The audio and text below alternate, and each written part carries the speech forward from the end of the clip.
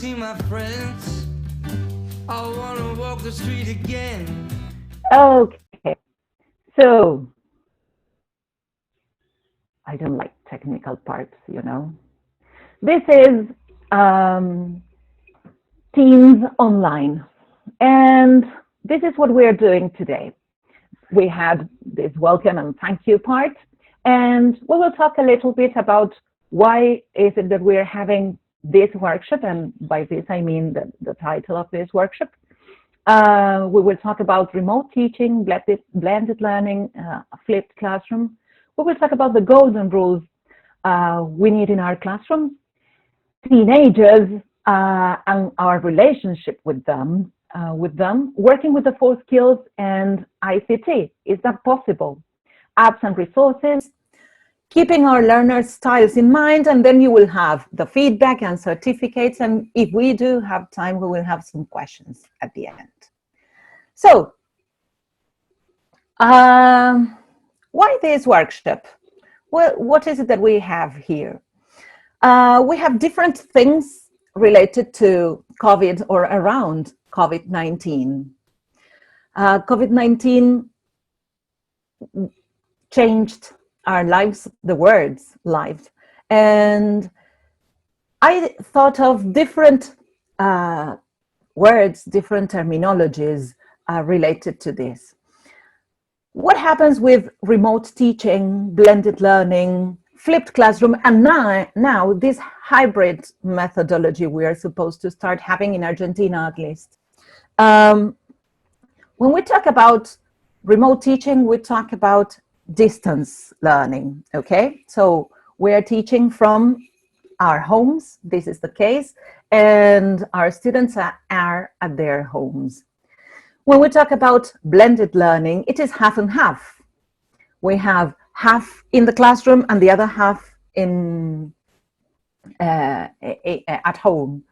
And when we talk about flipped classroom, we are talking about a delivery method resub. So these concepts are absolutely different from what we thought of in March, when we thought of our year and what the year ahead was going to be like. Nobody thought of using remote teaching, blended learning, hybrid, and flipped classroom if you were working at a school or a language school. Nobody knew that this was to come. So I prefer talking about this emergency remote teaching we had to deal with. Nowadays, we are all proficient on this topic, and we all know what to do with a computer and with our students. We know what it is like. What we did not know was this fact of teaching kindergarten, in my case, through a computer. That's impossible. So I chose this quote from Hodges, Moore, and Locke, and Trust and Blonde, which I absolutely agree with. Well-planned online learning experiences are meaningfully different from courses offered online in response to a crisis or disaster. So I think this is the point. In these last months, we had to adapt ourselves, adjust our realities to teaching online something that we had planned for a face-to-face situation. So this was emergency remote teaching. The thing is that now we know the rest of the year is ahead. In the case of Paraguay, the girls were telling me that you are not going back yet. So we have the chance to plan what is to come. So this was just an introduction. If we think of the different stages and the different things we had to go through in our real situation and context. I am fighting with my computer now. Let's see. Can you see? Can you hear me? Can you help me with that? Because I can't see anybody. Okay, we can hear you super clearly. Great.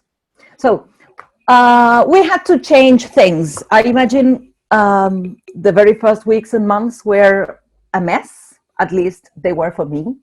Having to stay at home, having to help my teachers, in this case, plan their classes, and not knowing what to say, because in fact, I did not have experience in remote teaching. So now we can sit and plan our classes in a different way because we have tried this. But something I like is having rules and sticking and respecting these rules with my students. So I call them golden rules. In general, this is something I come to an agreement on with my students. It is not something that I set. It is not the rules that I set, but it is coming to an agreement with them. So these are the things we can do with teenagers too. We can ask them to sign in on time to our virtual meeting. We can ask them to find some quiet places to study. Sometimes we can see the rest of the family walking around or playing the TV and they cannot concentrate. We need them to be attentive, to be listening to what is happening. To look at the screen, that means cameras on and not off.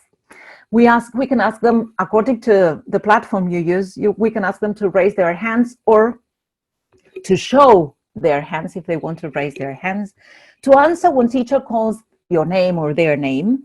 Don't draw on the screen, so do not bother on the presentation, and don't talk to your friends. I have two daughters, one is 10 and the other one is 14. And in fact, I insist a lot on this with them, on being respectful for their teachers. I think we have done a great job worldwide. We have changed the education system at all. And I think we need to teach the kids to be very respectful to this. So now, we said teenagers, and I don't know, do you like working with teenagers? Don't you like working with teenagers? I love working with teenagers, but I think that when our teenagers thought of, oh, we're going to have virtual meetings, we're going to have classes online, this is going to be easy peasy for me, a piece of cake. And I don't think it was like that.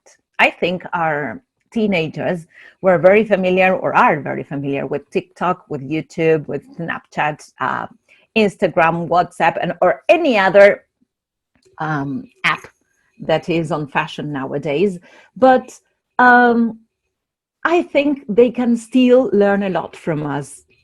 But we can have them as our allies, because there are many things we can teach them, because perhaps they were not aware of Google Classroom, and they did not how to work on that. So we have to teach them, but we can also learn from them. So what I am going to ask you right now is to go to kahoot.it on your cell phones, so it's quick, kahoot.it, and write the pin for this game, which is 3946826. And let me check if I can get out of here. Oops. I will tell the audience that I had to change computers. There we are. The very last moment, So here we are. Oh, good. So we have players joining in. Very good.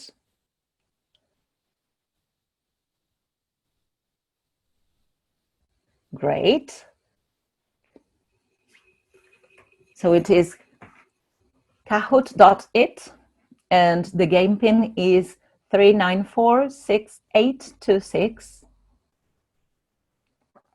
32 players, 33. So the idea now is we're going to have some easy questions, and we can ask our students to play with this too.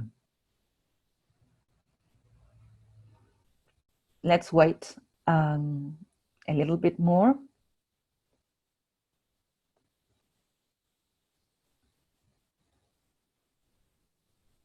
Are we having a full house, girls? Is it 100 participants? Yes, it is. That's Okay, right. so we have to wait. There are 48 who couldn't reach the Kahoot yet.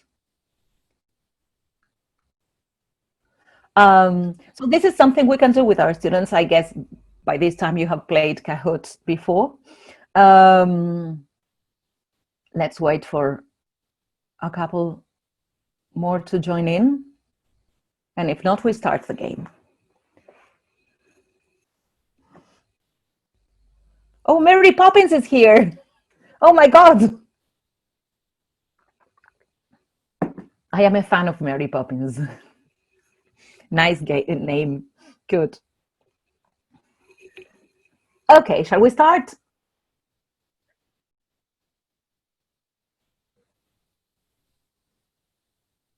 Here we are. We're going to start the game. So this is a quiz, and you have to tell me which of these apps was created in 2009. Snapchat, WhatsApp, YouTube, or TikTok. 2009, that is 11 years ago. Which of these apps was created there? What do you think? So you have to choose the triangle for Snapchat, the diamond for YouTube, the circle for WhatsApp, and let's see. Oops! It was WhatsApp, you know? Good. So let's see. How much do we know about apps? Aldana, very good. You were quick and you were right. Let's go on. True or false? Snapchat was created in 2011. Is that true? Snapchat? That was 9 years ago. What do you think?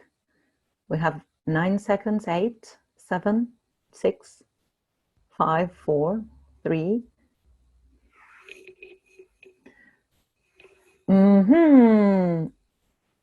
34 answered yes. It was true. Very good. Let's see the results. Aldana, you're still there. Good. On top of the list.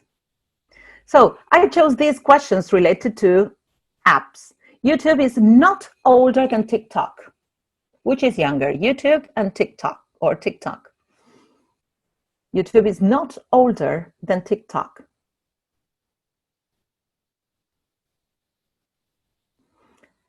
I am playing tricks on this one because the is not older makes you think and use both hemispheres of the brain. Very good. It is false. Very good. And the next one, which is the last one, who's there? Oh, Aldana, you lost your place. It's Laura. Good. So the last one, Instagram was created in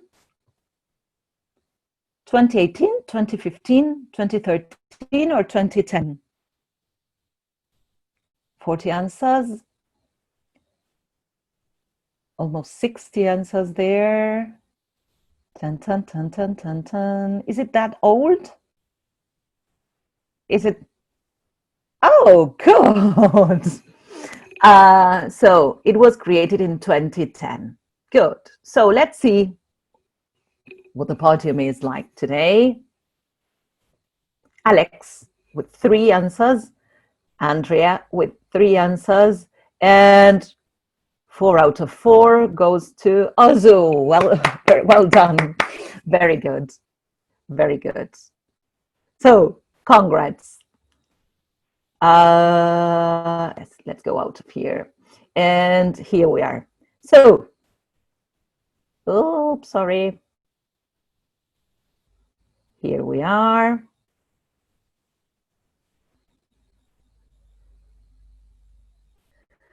So we can play with our students and we can tell them, we can test how much they know, and we can ask them to play and create their own games with Kahoot. The good thing is that it is easy to use, that it is really friendly, and they like working with that. But now, forget about the games. I am going to show you, we said that we were going to talk about the usage or using the 4 skills with teenagers, with TICs, using ICT. So I like keeping the format of my classes as if they were face-to-face. So I usually start my classes with a warm-up. And sometimes I chose proverbs or phrases, sometimes a tongue twister, sometimes a phrase that caught my attention from any movie or film, and I brought this into the classroom. In this case, today, I chose a topic which is related to kings, moons, and I looked for a proverb related to the moon. And you will see, the proverb is my warm-up, and I start my class, and my students know that I use the beginning of my class at the 5 minutes at the beginning to talk about something. It is like a cue me in activity. The idea is to get connected to the English language from the very beginning and avoid Spanish or their native language being used. The proverb I chose today says, the moon moves slowly, but it gets across the town. So when I bring a proverb, I ask my students to read it. We talk about the different words there, whether they know them or not. And we discuss the meaning of this. What does it mean? The moon moves slowly, but it gets across the town. What's the idea here? The idea is to be consistent, to keep on working. The hard work will always get its benefit. So perhaps I asked them to Google for the proverb, to look for examples. And I said we were going to talk about moons and kings. And we will see how. This was just something connected to the king and the moon. But now I'm going to go into the topic. Before giving my students the reading that I took from this site called breakingnewsenglish.com, this is a site where you can get articles, texts, and lots of activities to work with these texts. The idea is they are leveled, they have different levels, so you can have the listening, that means the audio for this text we are working with. We will see the text on the next slide. But I wanted to connect my students to this text by talking about the moon on the warm-up and introducing the topic. This is one king, the moon, but why? So let me see if this helps me.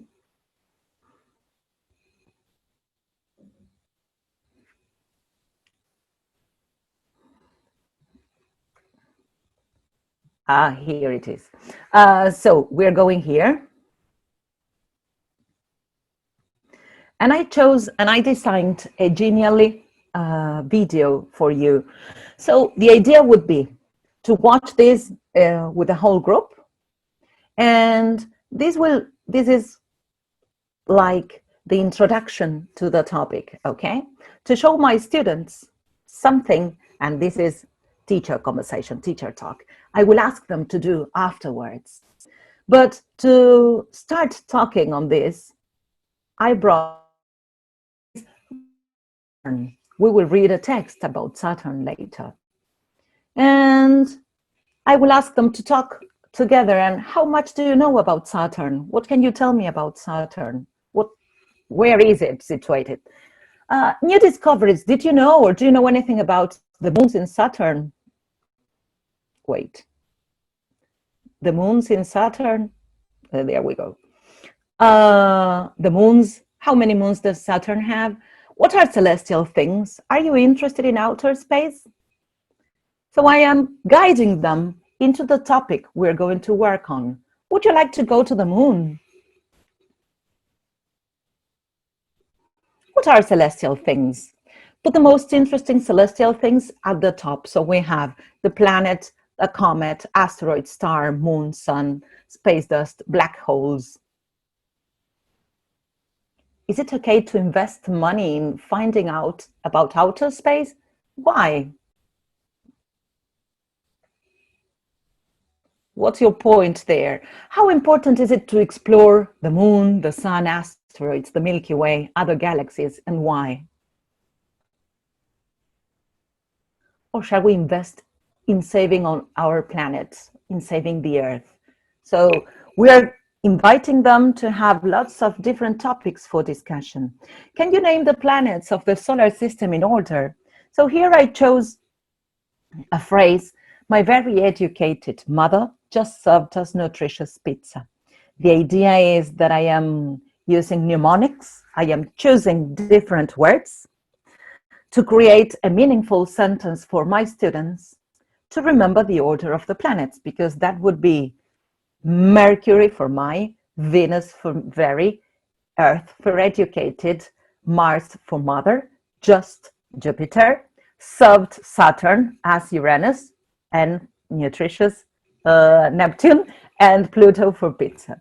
So I am using different techniques, brain-friendly techniques, to help them associate the order of the planets with different words. It is not easy to remember a list of words. So I chose this. This is a phrase I created with third formers almost 20 years ago. We adapted some phrases we had heard, and we made this ours.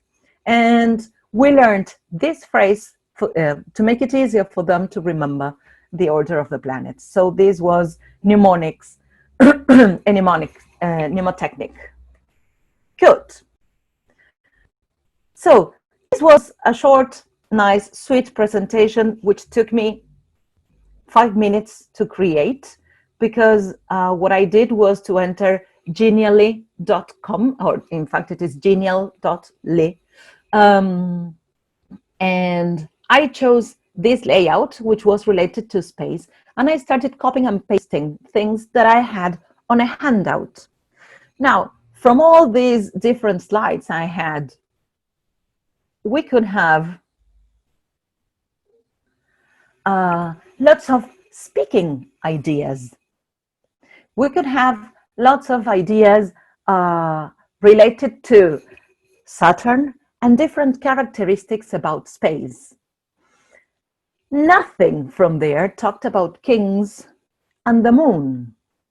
So the idea was to give my students different points to talk about speaking.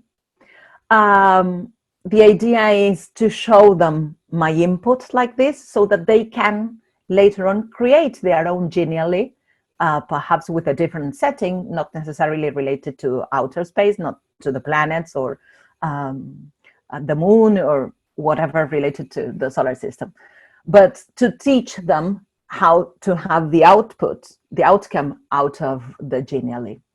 And now I am going to give them, or you, the reading. Now, what happens with this reading? This reading is some factual information about Saturn. And my question to my students is, I am associating a king. Instead of saying, can you see the king and can you see the moon? I would say, what is this? And I would elicit from them, it is the king, royalty, whatever, and a planet, the moon. And so we would elicit and work on different ideas and have some brainstorming on these pictures. And then I would say, okay, how can we connect a king to a moon, or kings or royalty to the moons? Again, the idea is to give them the chance to speak and to think.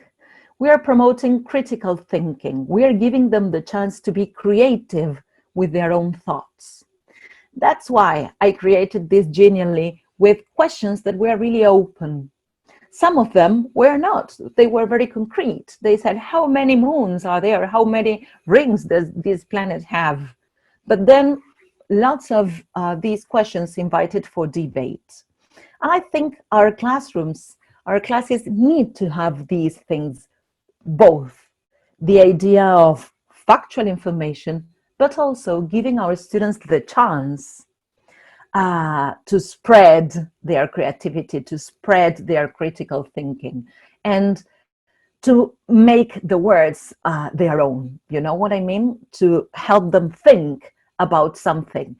Because I have been working with little or young students, young learners for a long time now. And I think we try to develop critical thinking at those ages, but we forget about adults and guiding teenagers in this case to this critical thinking idea. So I think this is a good chance. As I said before, I introduced this breaking news English site, which is, I don't know whether you know it or not, but it is really useful in case you want to find something, because it has, you can browse it for different topics, and you can also have news that are not COVID related, news that are fun news. And if you're dealing, I like working in projects, I like working in a very contextful area. So what I generally do is, if I am going to talk about planets, let's look for some information about planets. This perhaps is related to the book or not. And I choose something related to the textbook I am using or not. I can create a project because I know my students are interested on this. So here we have now the reading. Here we are. So how is it that the king is related to the moon? Let's read this quickly. We are just going to read the first paragraph. Astronomers have promoted Saturn as the planet with the most moons. Saturn has overtaken the solar system's largest planet, Jupiter, as the king of moons.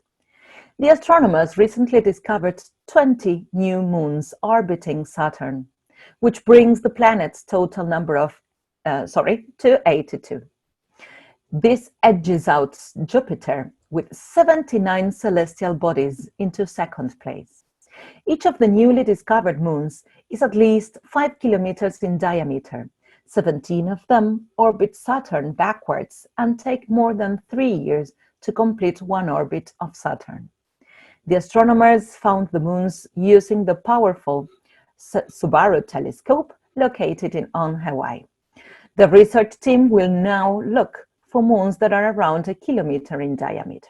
So this is factual information. This is about Saturn. And what I am doing is I'm giving my students something, a topic they might be interested in, because I chose this because I like talking about or learning about, in fact, because my daughters like talking about the solar system. And I thought of something they would like to create this and to look for this presentation.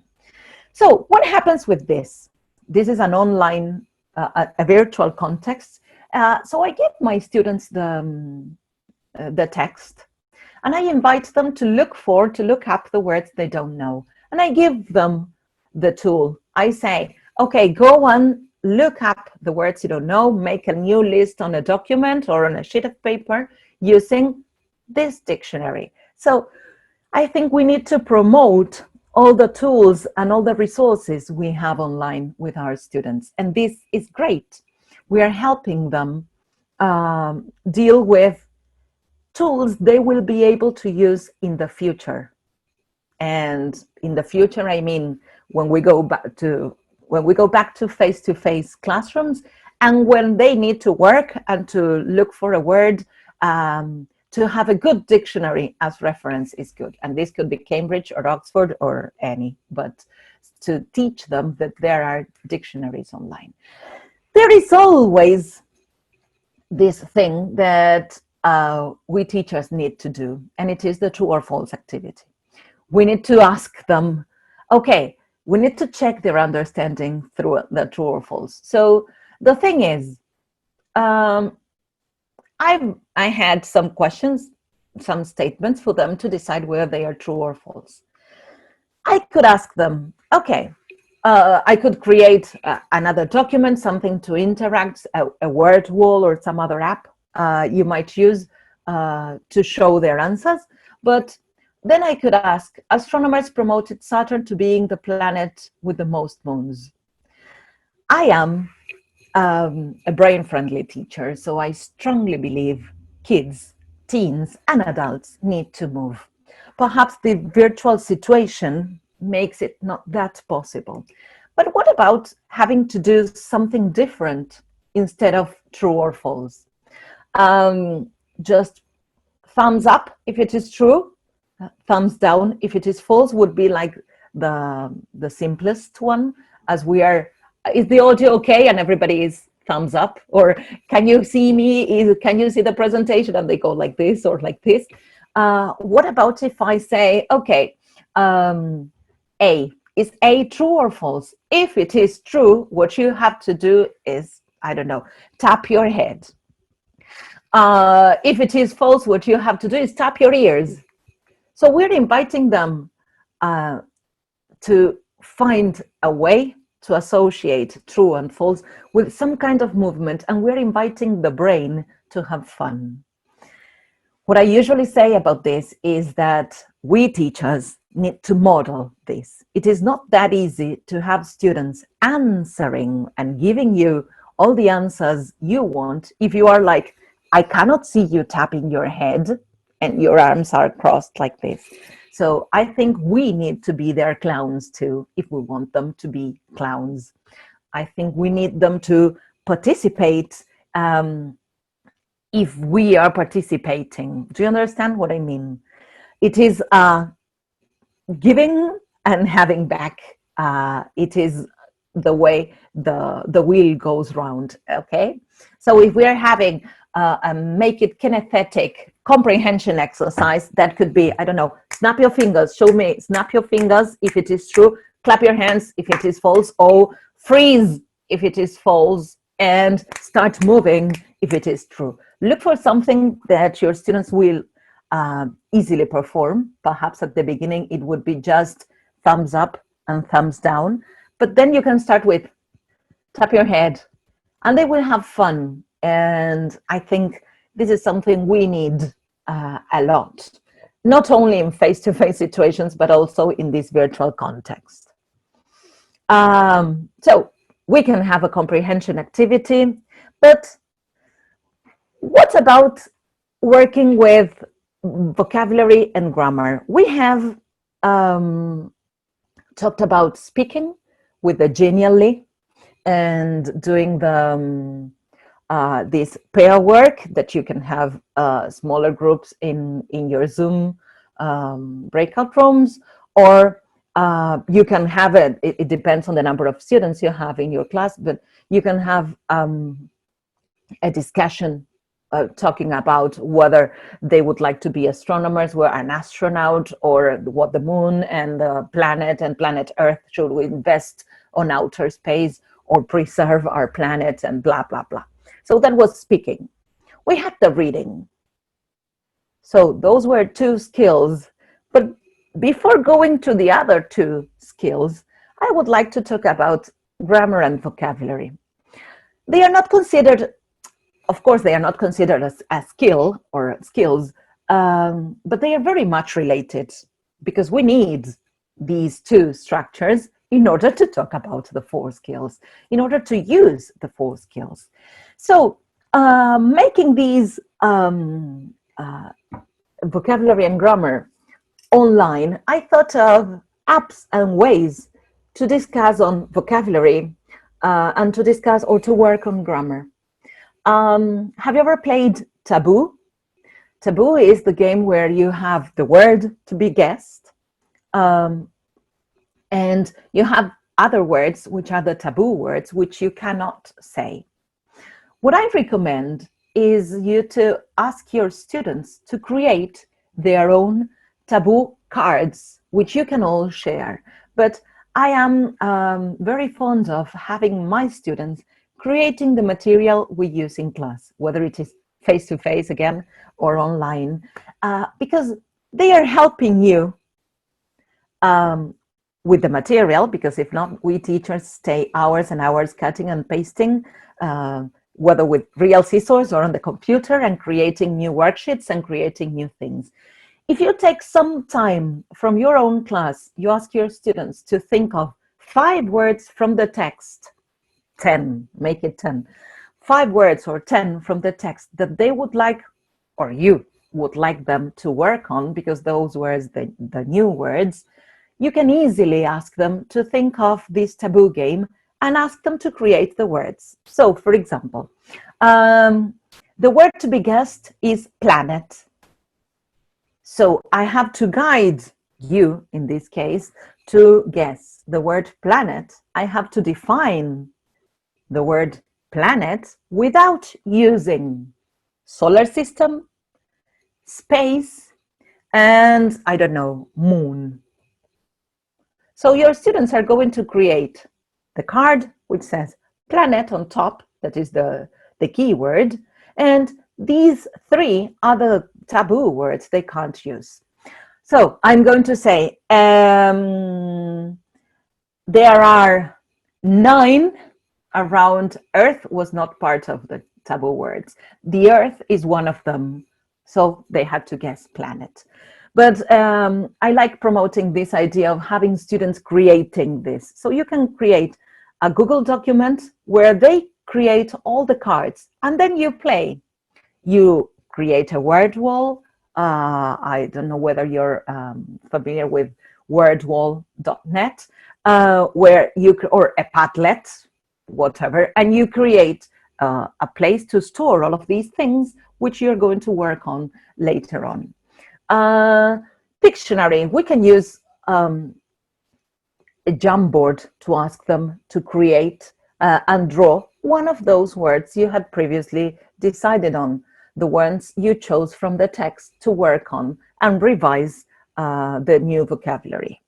You can create a memo test with the apps you have online and create a synonym match. You can, these are things you're going to work beforehand, of course. These are the words you pointed out, the ones they looked on the online dictionary, they looked up on the online dictionary. And these are different ways to play with vocabulary, to make it, or to have fun in class. Now, there are things I like suggesting. These are 2 apps. One is Magush, which is very familiar for people who are preparing or sitting for TAT or TOEFL, because it works with lots of vocabulary from there. And the other one is Madlibs. These are 2 apps I would suggest my students to have on their cell phones. And sometimes when we are giving them homework, they are not very happy with the idea. But if we give them, okay, an app to download on their cell phones and to work on 5 activities on those apps, I think that is a way to give them the chance to be connected to the language in a different way. Of course, you cannot preset the vocabulary they are going to deal with, but they will go from one level to the other, and as they pass the levels, they are acquiring more vocabulary, or at least they are recycling the one they know. So I think this is great, giving them the chance to use those apps for fun, for pleasure, and for us as teachers, we are giving them the chance to look for new ways of getting connected to the language. Grammar. I would take some words, in this case, these are some of the questions connected to the text, and I would give them, I don't know, 1 minute to put the words in order to get the correct question. What's the idea? We're giving the brain, you know, I like this brain-friendly idea, working with both hemispheres and getting the brain feeling this fear of being challenged. When the brain is challenged, it likes playing tricks and being tested on. And I think this is essential for great learning, because you're giving the brain the chance to, oh, wait, doubting. If you give them the question just like that, a plain question, it is easy peasy for the brain. It's like, okay, so which planet had the most moons? That was the question. What if they have to put the words in order and then discuss the question? If you think of this, it is not just putting the words in order, because it has to do with making questions. It has to do with the tense I am dealing with, but it is not obvious. They are not thinking, oh, is this simple past or is it simple present?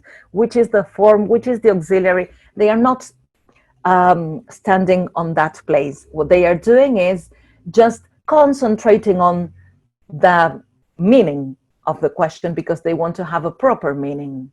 Some of your students might be more left hemispheric, and they would say, okay, which is in capital letters, so it is the very first word, and we have a question mark, so that goes at the end. Yeah, and it is okay.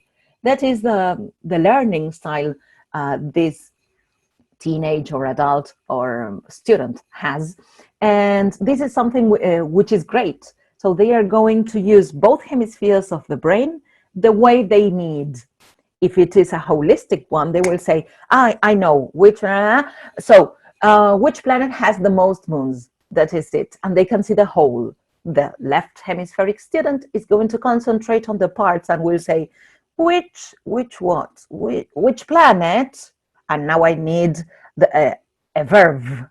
So there is, in this case, there is no auxiliary, but which planet had the, if I have most, I need the. So you will respect your students' profiles, your students' styles through a simple activity, and you will work with both hemispheres. So that was an idea on making questions instead of having a plain question. Ask them to put it together and then to give you the answer. Which planet previously had the most moons? So according to the text, you can create questions with multiple options for them to answer. But what happens if you ask your students to create, through Google Forms in this case, a multiple choice exercise? You can do this through Google Forms, which is for free. It is one of the extensions from any Gmail account you have. And this is something great because having teenagers involved in technology is giving them the chance to learn more tools. Some tools we were forced to learn these months, and they will be tools for their future. It is not that they make a multiple choice form from Google Forms now and they will never use it again. This is something very resourceful they can use in their jobs. And there are other sites. Going back to grammar, you have the Practice English Grammar and the Oxford A to Z of Grammar and Punctuation, which is great for you to Google and look for. Let me check time. So we talked about grammar and vocabulary there. Now, I have writing as another skill. And here I brought other apps which I consider great too. One is Story Dice. You can see that white dice with a kind of zip and lots of elements from coming out from within, from inside. What you can see is a board. This is the icon for Story Dice, the app. You can see a wooden board behind it, with a car, a snail, an island, the sun. So the idea is you download this app, it is Story Dice, and they can shuffle the dice. They can get 5, 6, 7 different dice, and the idea is to ask them to create a story through these. Now, as a teacher, if they have the app on the cell phone, what should we do?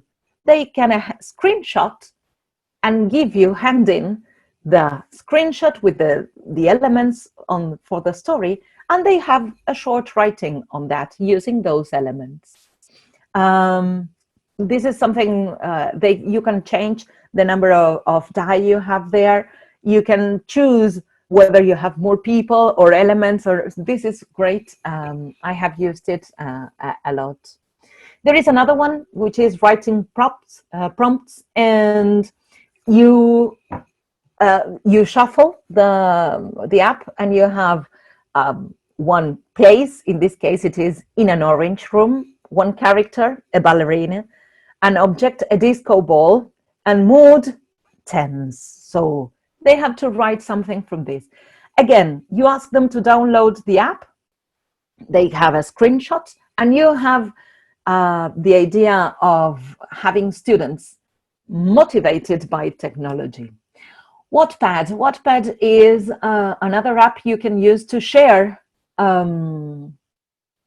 writings, and this is something people who like writing use a lot, especially teenagers, because lots of teenagers use it and they can read other people's writings. What you have to be careful here is you have to, this is something they could do on their own if they like writing, or if you see that they are good at writing and you want to help them improve on this.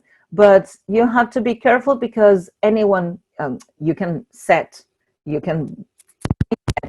who's going to write or not. They read other people and you know what they are going to read, so be careful on that.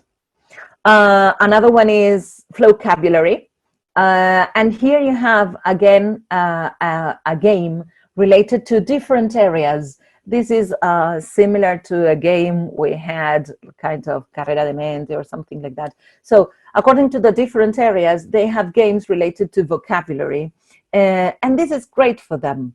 I like choosing apps that encourage them to work in English when they do not realize they are working in English. This is something I like a lot. So, other apps and resources for listening. These are things I chose. And as I was saying, I like apps encouraging students to go on doing things in English. There are brain-friendly. There are, how do you call these? Kind of riddles or kind of problems to solve. I can't get the word right now. And they have to be on alert and reading logic problems.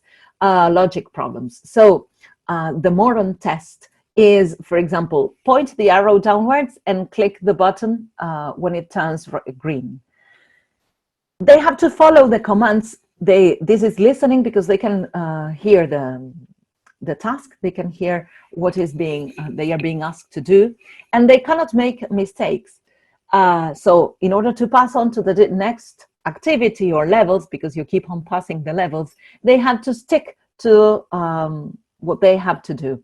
And the thing is, the brain immediately goes to touching or pushing something. So we're asking them to concentrate on what they have to do and do it consciously. And this is great for them. And again, we are exposing them. The same happens with Lumosity. Lumosity is lots of cognitive games to be on alert, to be attentive. And the thing is, what I like about these apps is we're inviting our students to be connected to the language. And, you know, they keep on investigating and being connected to these tasks, which are simple, because most of them are simple, and they invite them to think while using English. I talked about the warm-up and having the proverb as a warm-up. I also like riddles to get this 5-minute connection to the language at the beginning of the class. So I used to have my slips of paper with printed riddles, and I could ask them, why did the chicken cross the road? But you can also have this Riddle Me That, which is, you can also have the YouTube videos from Riddle Me That, which gives them the scene and they have to solve the problem. For example, you get into a room, or you need to get out of the room, and there are 3 doors. One is, when you open that door, you will see, I don't know, a bomb that will explode. When you open the other door, there are lions which haven't been fed for 20 years. And on the other door, there is, I don't know, a serial killer waiting for you. So which is the door you have to choose, 1, 2, or 3. And the idea is to make them again think in English. You're giving them the chance to think of a possible solution while interpreting and understanding the language. You have the riddle me that. I have just realized that I keep on pointing at my screen. You have the riddle me that app, where again they are given the case, they have to solve the riddle, they have to solve. But on YouTube, there is a YouTube channel called Riddle Me That, which is also great because they are exposed to somebody reading the riddle for them to solve. I love working with lyrics training for songs. If you haven't tried it, it is lyricstraining.com, and you can choose the song you want your students to work on, or they can choose the song. And as you press play, the song starts playing, and it waits for you to complete with the blanks, with the words needed. The idea is if you do not complete it properly, correctly, the song stops and waits for you to check it. And you can choose the level. So if it is one word every 3 lines, so your students with low level have time to listen to it properly to the whole, and they are not rushing over the typing. This is great. And in case you have more advanced students, you can ask them to complete every single word in the lines. So this is great, lyricstraining.com, if you haven't used it. Another thing I like is sharing TED Talks with students. You need more advanced students, obviously, for this, but this is getting them in connected with natives, with real language, with the discourse for a purpose. It is not that it is just, I don't know, something they are not connected with. Choose a TED Talk they like. Could be something about the planets, if you were talking about the planets, or something about business. You choose the topic, but there are many TED Talks that you can benefit from, and your students can benefit from. I was going to say something else. As far as I know, there are publishing houses which are working on books related to TED Talks too. So this is something you can also find out about. Scrabble is a good thing. It's another app. You can ask your students to download the app, and they can choose who to play with. So they can play online. So that could be their homework, to have a Scrabble match from one class to the other, and to see who the winner is. Because if they are connected through Facebook, or they can invite friends and they can play one against the other, and that's good. Or they can even play against you. That's good. Scrabble. I like playing Scrabble. And the last one here is Youglish, youglish.com. I don't know whether you have checked this or heard about it, but youglish.com is great. Whenever you have a doubt about whether something is well pronounced, or you get here, and it is like the YouTube for English teachers, because what you have is you look for a phrase and you choose this phrase, you paste it in the youglish.com browser, and you will see that if this phrase was used by somebody, it will come up as a video just with that part. So you will have perhaps 20 different videos with this phrase being used. So you can choose, first of all, you can teach your students to look for information, whether collocations, is this real? Has anybody used this phrase for sure? Let me check. So I go to youglish.com and I say, is it okay to say it's, I don't know, a second language cannot be acquired in a natural way. So let's see if somebody talked about this. I want to check this. And all the videos on the World Wide Web that have that phrase will appear on youglish.com. They could be commercials, they could be 2-minute videos, they could be, I don't know, long discourses, long speeches somebody had ever gave, but you have access to useful information and real information. Okay. And as I was saying, and I talked about the learner's styles, I think whether we are through these awkward moments where we go on virtual education, or whether we have a face-to-face class, we need to keep our students' styles in mind. So some students are visual, so they learn from what they see. Some others are kinesthetic, they learn from what they do. Others are auditory, they learn what they hear. Some others learn under stress, some others don't, and they learn what relaxes them. This is what they learn at ease. Some others are scribble learners because they learn what they write out. Some others are trust learners and they learn from authority, so they need you to be very strict on them. Some others learn from teaching. And don't you have an anecdote as a teacher that when you started teaching something, you said, now I understand this topic. And some others learn from what they can copy. So take these into account because we can always have a combination of the different learning styles in our classes. And this is what we should do to have our students connected to us and to the language. As I said at the beginning, I am just a passionate teacher who likes sharing ideas, and I strongly believe that this lots of learning styles has a lot to do with being a good teacher, with taking our students into account. It is not just planning the lessons the way we like them, but planning the lessons the way our students will benefit from. So some tips to finish.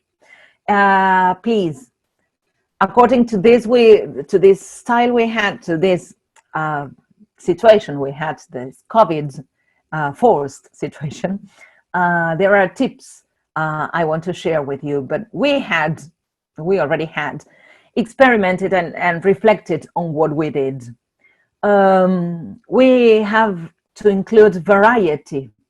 We have to keep it simple. I mean, sometimes we learn something and we want to show them that there are many things we can do with this app, but today I gave you lots of ideas. Do not come next or your first class with all of these ideas together.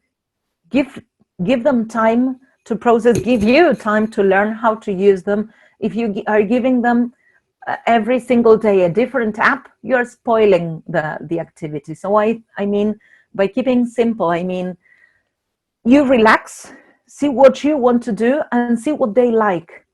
And according to their learners, to their styles, to see what works well and what doesn't. And then be their teacher first.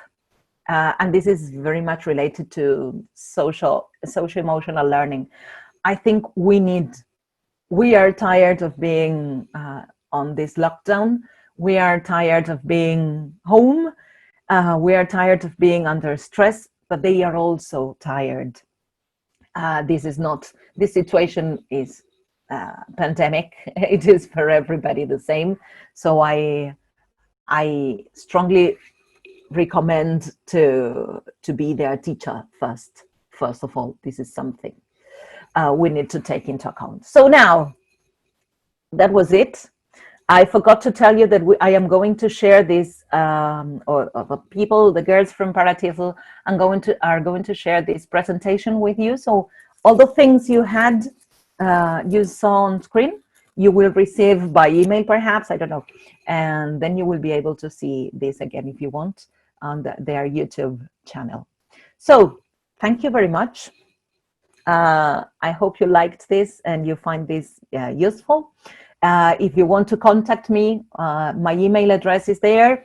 And you can also find me on Instagram or Facebook as Plan Up Education. So thank you very much. Girls, they are all yours. Eugenia, thank you so much. I got two questions from the audience that I would like to read to you. And if there are others, please make sure that you drop them there now. Lots of people are saying thank you. Everybody's very happy with today's presentation. So thank you so much. But here are the questions, okay? One of them says, how do you get students to really participate and talk? And the next one says, how do you get teen students to keep their cameras on throughout the session? If you could share some of your experiences. I think that those things should be part of the golden rules.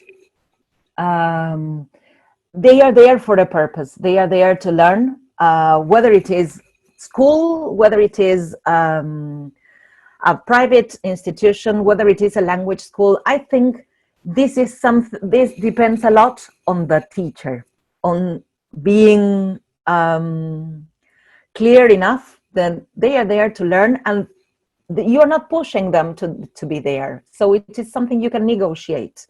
I think cameras on is something that we should all have, because that's being honest. So perhaps reflecting on the thing of, what happens if you can't see me as a teacher? What happens if I cover my camera and you can't see me? And I think it has to do with reflecting on this. And making them participate again. Might be shy students, but the idea is find a way to make them engaged. And perhaps by bringing things and negotiating again. This depends on the number of students you have.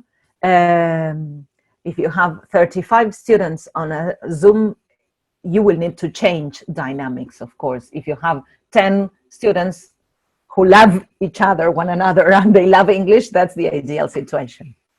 We have another question, comment and question. I am constantly thinking on the fact that teens are used to noise, messy atmosphere, and so on. Do you consider it necessary to force the silent atmosphere anyhow? I think it depends on the way, whether you feel comfortable or not that way. This depends on the teacher. I think it is very personal. I have many of my teachers working with young learners, and some of them I am there and I start muting people. And the little ones, because they are with their parents and they are not alone, and they are in a noisy atmosphere. But then some other teachers can, and I really say it this way, they can stand the noise, and I can't, but they can hear the kid. And it is the same as the classroom. When you are working with young learners, you will see that they are noisy, and that's it. The problem is when their houses, the background is a noisy one, which is different from the one you have in the classroom. Right. So I also, everybody's saying thank you, and they enjoyed this webinar a lot. And Thank also you. a big round of applause to you for sharing such an amazing and fabulous presentation. David Bertrand says that, and everybody's very appreciative.